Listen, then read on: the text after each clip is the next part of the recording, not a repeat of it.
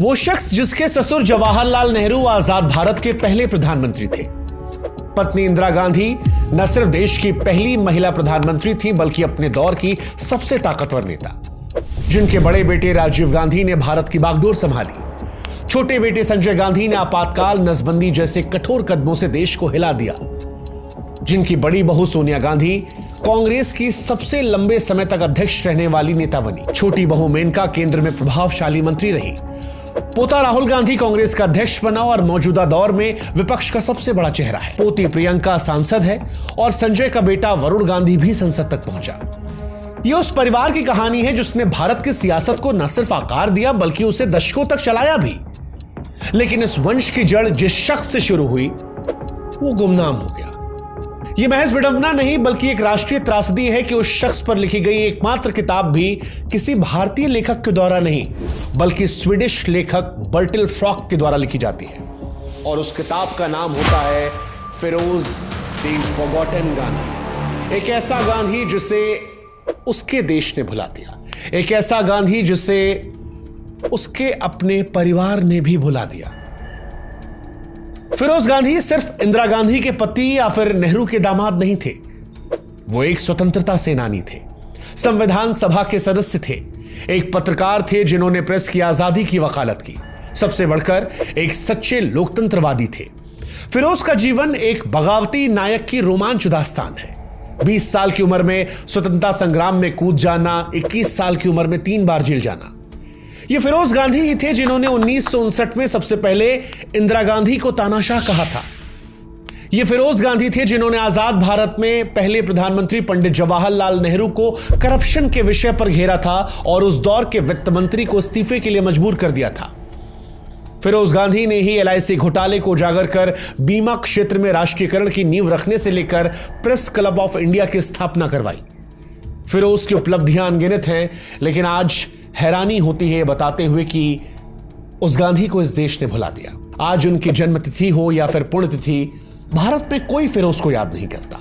ऐसा लगता है कि उनके परिवार ने भी उनको भुला दिया।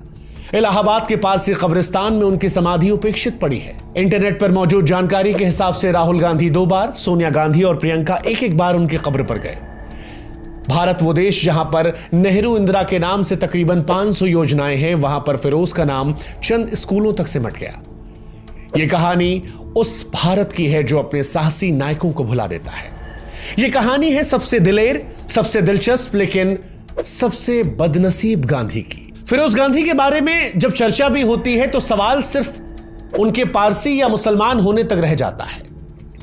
आज इस कहानी में फिरोज की किताब के हर पन्नों को हम पलटेंगे, लेकिन इससे पहले कि फिरोज के बारे में हम आपको बताएं, हम आपसे गुजारिश करेंगे कि आप भी हमारे साथ जुड़िए, व्हाट्सएप पर जुड़कर हमारी ताकत बनिए ताकि ऐसे किस्से कहानियां जब हम लाएं तो वो आप तक आसानी से पहुंच जाए।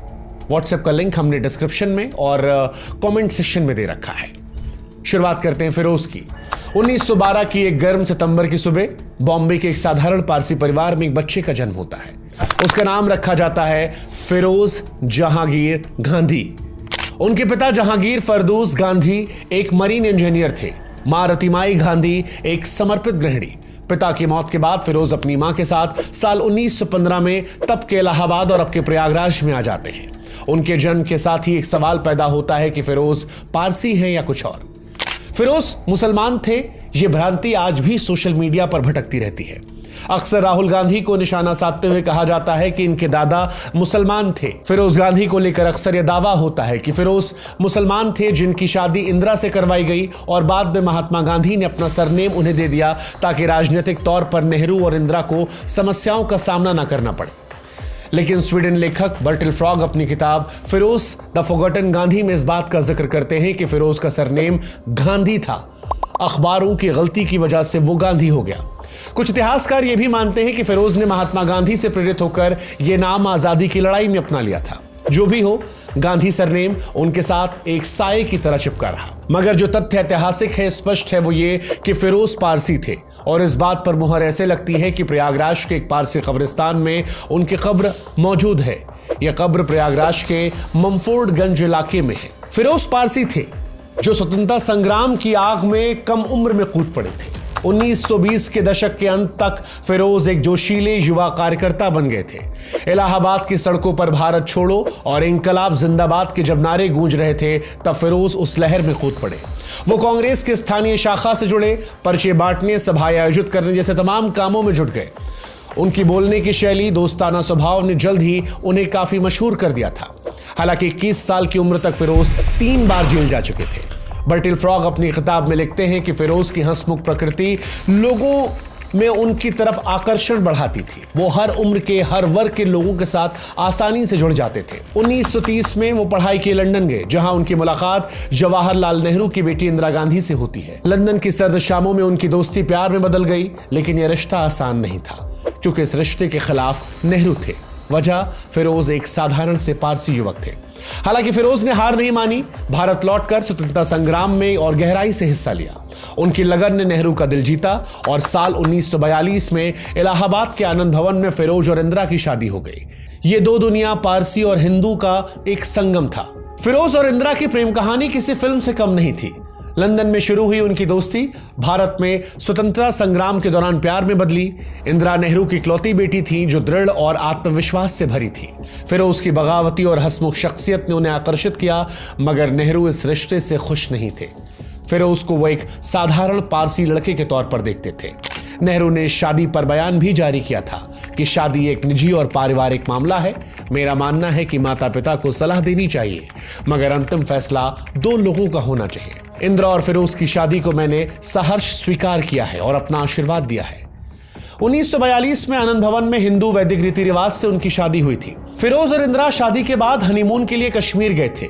एक किस्सा बड़ा मशहूर है, जब इंदिरा गांधी ने अपने पिता को तार भेजा और यह लिखा कि काश इस गर्मी में हम आपको कश्मीर से ठंडी हवाएं भेज पाते। नेहरू जवाब देते, थैंक्स, लेकिन तुम्हारे पास वो इलाहाबाद के मीठे आम नहीं है। फिरोज और इंदिरा की शादी शुरुआत में खूबसूरत सपने की तरह थी। इन दोनों ने स्वतंत्रता संग्राम में साथ साथ काम किया।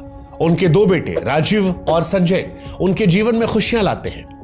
लेकिन जब देश आजाद हुआ तो उनके शादीशुदा जीवन में भी काफी समस्याएं शुरू हो गई। इंदिरा गांधी अपने पिता जवाहरलाल नेहरू की राजनीतिक गतिविधियों में व्यस्त हो गई। वो दिल्ली में नेहरू के साथ रहती थीं, जहां पर उनकी सलाहकार और सहयोगी बन गई थी। वहीं दूसरी तरफ फिरोज रायबरेली में अपने संसदीय काम में डूबे थे।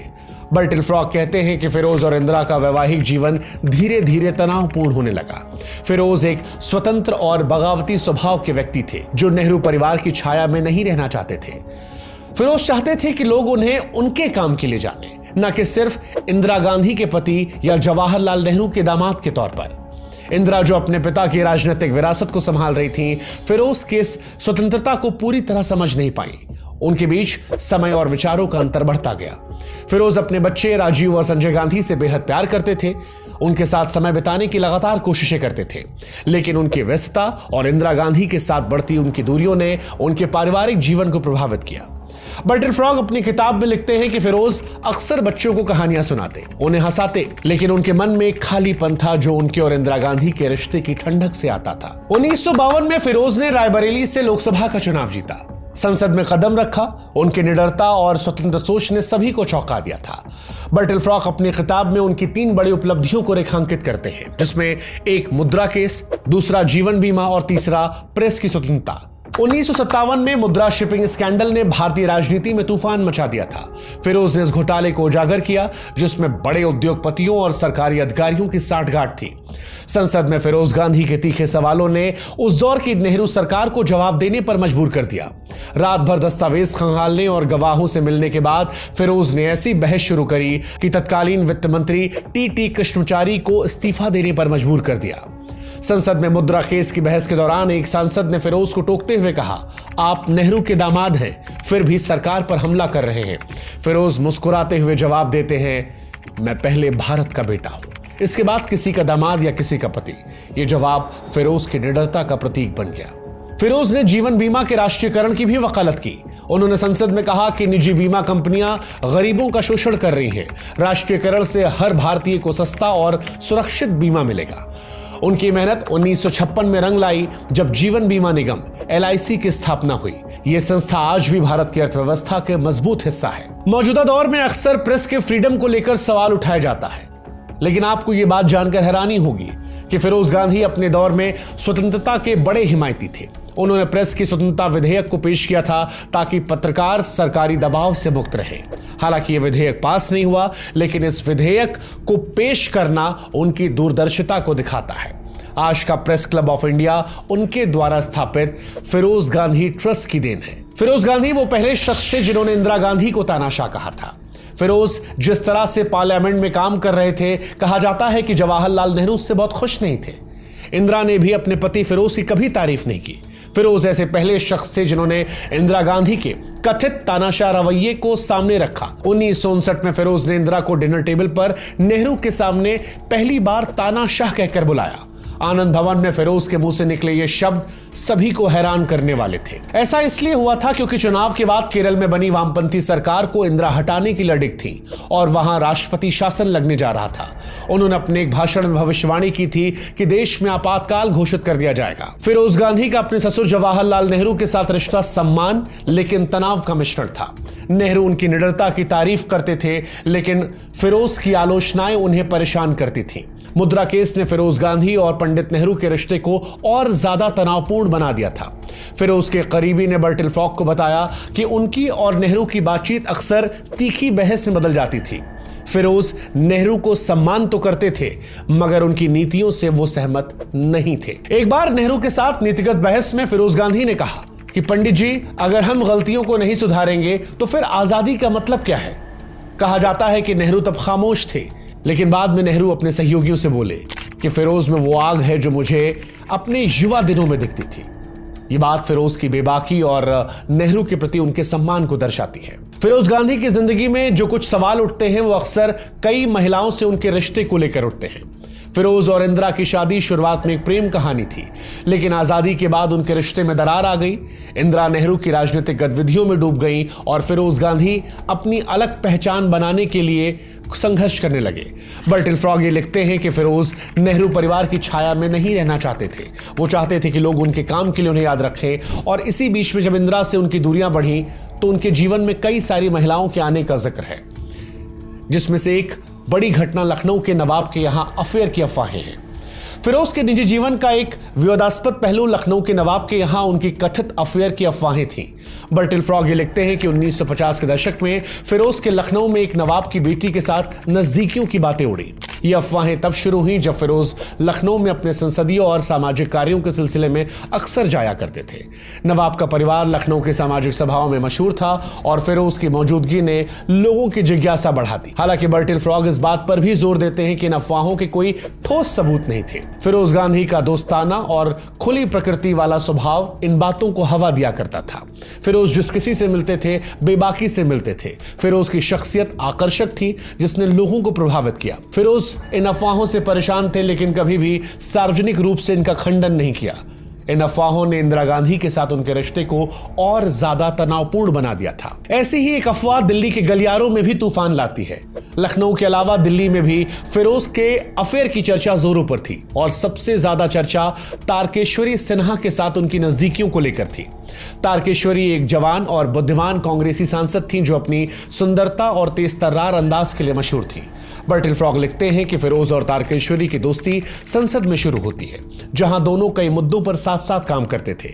उनकी बातचीत और हंसी मजाक ने दिल्ली के राजनीतिक गलियारों में तूफान मचा दिया था। कुछ लोगों का यह मानना था कि यह दोस्ती प्यार में बदल गई, लेकिन बर्टिल फ्रॉग कहते हैं कि इन बातों के कभी सबूत नहीं मिले। फिरोज ने इन अफवाहों को कभी मना नहीं किया। इन अफवाहों ने इंदिरा गांधी को काफी दुख दिया, जो पहले से ही अपने पिता की राजनीतिक जिम्मेदारियों में उलझी थी। फिरोज ने इन बातों को नजरअंदाज किया, लेकिन उनके और इंदिरा के रिश्ते में ये एक दरार सी बन गई। फिरोज गांधी की मौत साल 1960 में 48 साल की उम्र में दिल का दौरा पड़ने से हुई थी। उनकी अंत्योष्टि हिंदू और पारसी रीति रिवाजों से की गई थी। उनका पार्थिव शरीर 3 हिस्सों में बांटा गया था। एक हिस्सा संगम में, दूसरा पारसी कब्रिस्तान में और तीसरा हरिद्वार में विसर्जित किया गया था। मगर फिरोज गांधी की असली त्रासदी उनकी मृत्यु नहीं, बल्कि उनकी उपेक्षा थी। इलाहाबाद के मंफोर्डगंज में आनंद भवन की चमक से कुछ मील की दूरी पर उनकी समाधि खामोश पड़ी है। न वहां फूलों की माला है, न कोई आंसू बहाने वाला, बस एक भूला हुआ नायक और उसकी अनसुनी कहानियां।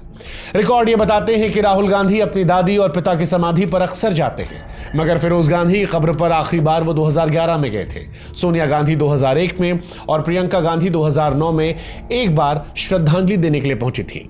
रायबरेली, जिसे फिरोज ने कांग्रेस का गढ़ बनाया, उनकी विरासत को सजोया।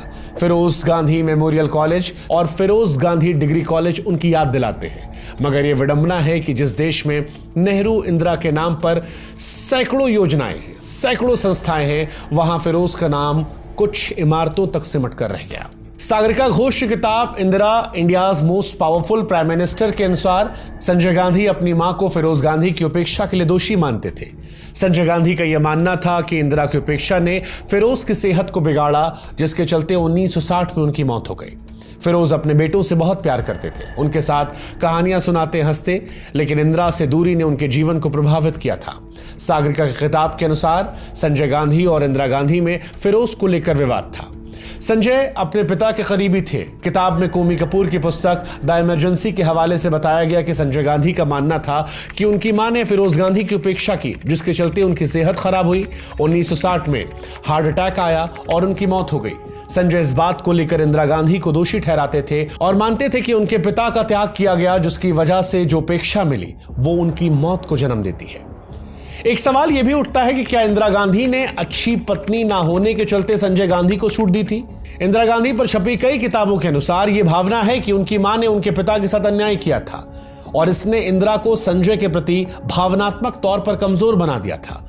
किताब में से धृतराष्ट्र सिंड्रोम भी कहा गया है, जहां पर इंदिरा गांधी अपने बेटे के प्रति अंधे प्रेम में उसकी गलतियों को नजरअंदाज करती हैं और खासकर आपातकाल 1975 से 77 के दौरान संजय की बेलगाम शक्ति में देखा, जहां इंदिरा गांधी की कमजोरियों का फायदा उठाया गया। अब एक सवाल जो सबके मन में आना चाहिए कि गांधी परिवार आखिर फिरोज गांधी को भूल क्यों गया?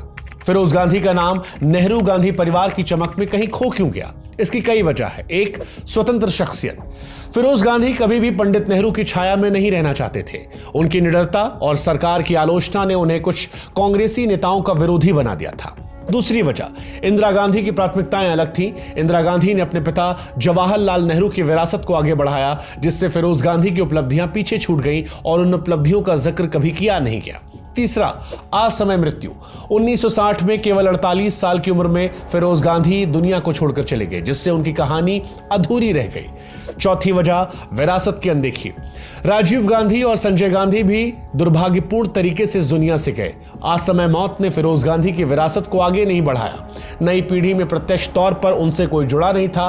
राहुल गांधी, प्रियंका गांधी के सामने शुरुआत से अपनी चुनौतियां थीं, जहां पर उनकी दादी की हत्या, उनके पिता की हत्या और उस बीच में उनकी सिक्योरिटी और मनोवैज्ञानिक तौर पर पड़ने वाले तमाम परेशानियां, तनाव। राहुल और प्रियंका कभी भी अपने दादा के साथ जीवन नहीं गुजारते हैं। शायद एक ये भी वजह हो सकती है कि वो उनके साथ इतने क्लोज नहीं हो पाए। एक वजह जो और कही जाती है वो ये कि फिरोज गांधी पारसी परिवार से आते थे। आज भी उनकी समाधि जो है वो पारसी रीति रिवाजों से है, लेकिन भारत की सियासत में पारसी बनकर सियासत करना मुश्किल हो सकता है।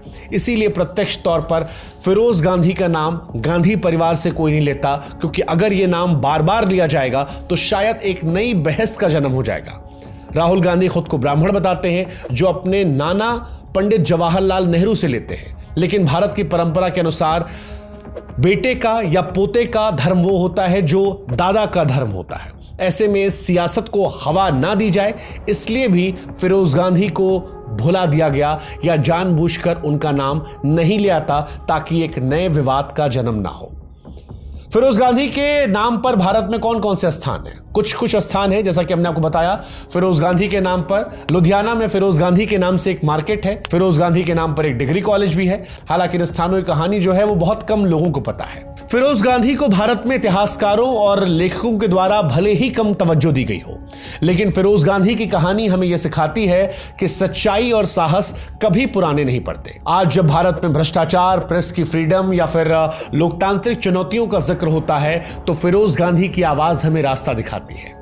उनकी निडरता हमें इंस्पायर करती है कि सत्ता के सामने सच बोलने की हिम्मत रखिए। उनकी विरासत हमें याद दिलाती है कि हमें हमारे नायकों को भूलना नहीं है, बल्कि उनकी आग को जिंदा रखना है। फिरोज गांधी का नाम भले ही इतिहास के पन्नों में धुंधला हो गया हो, मगर उनकी कहानी हमारे दिलों में चमकती है। ये एक ऐसे सितारे की गाथा है जो अपने समय में चमका और हमें यह सिखा गया कि सच्चाई की राह पर चलने वाले कभी नहीं हारते। फिरोज गांधी की कहानी में इतना ही। फिरोज गांधी की जिंदगी का कोई खास हिस्सा अगर आप सुनना चाहेंगे तो आप कमेंट सेक्शन में उसका जिक्र कर सकते हैं। अगर कोई और कहानी आपको सुननी होगी तो आप उसका भी जिक्र कर सकते हैं।